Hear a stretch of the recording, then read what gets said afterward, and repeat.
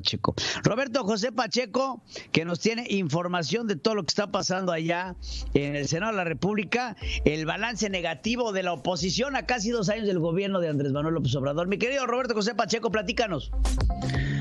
Mi estimado Pedro Ferriz Híjar, te saludo con mucho gusto aquí en centralfmonline.com. Pues sí, estamos ya a unas horas de que el presidente López Obrador cumpla 2 años en el poder, y para la oposición el saldo, Pedro, es negativo, por no decir que está reprobado.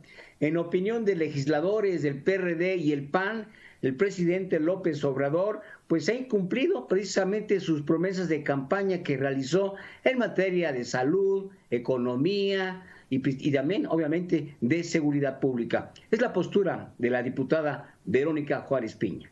Nos encontramos en un nivel en donde el país no crece, la crisis económica, la crisis de seguridad, la crisis de salud, con una pandemia que no ha sido abordada de la mejor forma.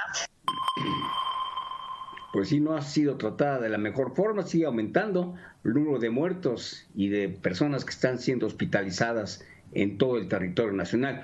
Por su parte, el coordinador del PAN, ahí en la Cámara de Diputados, Juan Carlos Romero Hicks, él lanza un reto al presidente López Obrador para que se reúna a la brevedad con todos los actores políticos, desde diputados locales, federales, senadores, para que se establezca un pacto federal que está ya muy debilitado y elaborar una agenda para una convención nacional hacendaria, un acuerdo de combate a la corrupción a profundidad y también para fortalecer la seguridad de manera efectiva. El dirigente cameral, Romero Hicks, recordó, Pedro, que hace 2 años ahí en San Lázaro el presidente hizo el compromiso de no robar, no mentir y no traicionar. Lamentablemente, dice Romero Hicks, hoy roba los sueños de millones de mexicanos, miente todos los días en las mañaneras y traiciona la confianza de muchos mexicanos que confiaron en él.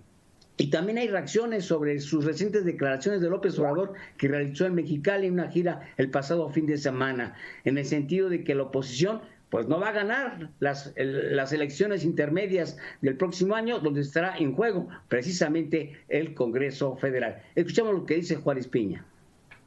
Pues en términos de la equidad hay una afectación porque tendremos al presidente de la República todos los días descalificando a la oposición, pero me parece también que es una reacción que tiene a que pueda perder la mayoría en la Cámara de Diputados. Interesante está el ya banderazo para las declaraciones, las reacciones en torno a este proceso comicial que se avecina. Pedro, mi reporte.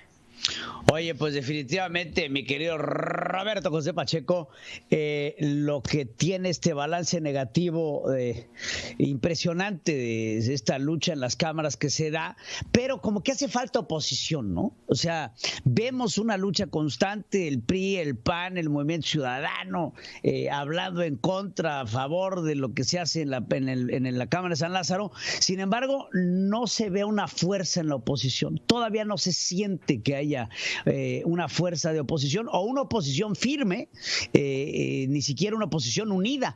Lo que preocupa, porque esto le da una mayor fortaleza a Morena.